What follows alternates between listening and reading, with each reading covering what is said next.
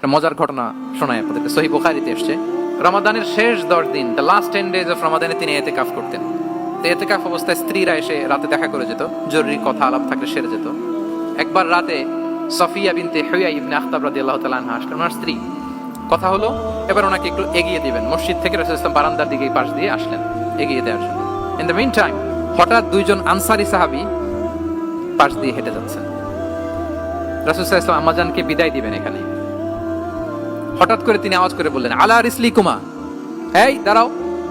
ওই সাহাবী দুইজন রাসূল সাল্লাল্লাহু আলাইহি ওয়াসাল্লামের সাথে কে ওটা টের পায় নাই, বুঝতে পারে নাই। বোরকায় আবৃত কোন এক নারী দেখে রাসূল আর ওই নারীকে দেখে তারা আরো দ্রুত গতিতে হাঁটতে শুরু করে দিয়েছে, আমরা চলে যাই এখান থেকে।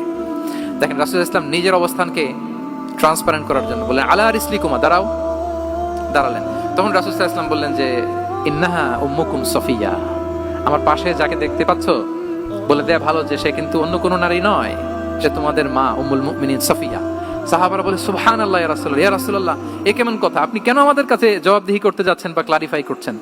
আপনার পাশে কোনো নারী এত রাতে যদি দাঁড়িয়ে থাকে, তিনি তো আমাদের মাদের মধ্যে থেকেই তো একজন হবেন, কেন আপনি বলতেছেন? তখন রাসূল সাল্লাল্লাহু আলাইহি ওয়াসাল্লাম বললেন যে, না, ইন্না শাইতানা ইয়াজরি মিনাল ইনসানি মাজরাদ দাম, শয়তান মানুষের রগে রগে চলাচল করে। ওয়া ইন্নী খাশীতু আইয়ুকযিফা ফি কুলুবিকুমা শাররান, আরেক বর্ণনায় আছে শাইআন, আমার ভয় হয় হয়তো শয়তান কোনো সন্দেহের উদ্রেক তোমাদের হৃদয়ে ঢুকায় দিতে পারে। সুবহানাল্লাহ। এজন্য আমি ক্লিয়ার করে দিলাম, এটা আমার বউ, আমার স্ত্রী, তোমাদের মা সফিয়া।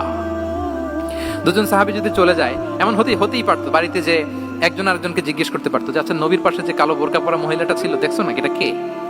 তখন একজন হয়তো বলতো, কে আর হবে, আমাদের মাই তো হবে, কোন এক মা। আরেকজন বলবে, আমাদের উম্মুল মুমিনের কেউ ছিল নাকি অন্য কেউ। এরকম একটা হুট করে সন্দেহের উদ্রেক মাথায় আসতে পারে না যে ওনার স্ত্রী ছিল না অন্য কেউ ছিল? আসতে পারে কি পারে না বলেন? ওই সন্দেহের অবকাশটুকু রাসূল সাল্লাল্লাহু আলাইহি ওয়াসাল্লাম রাখেন নাই।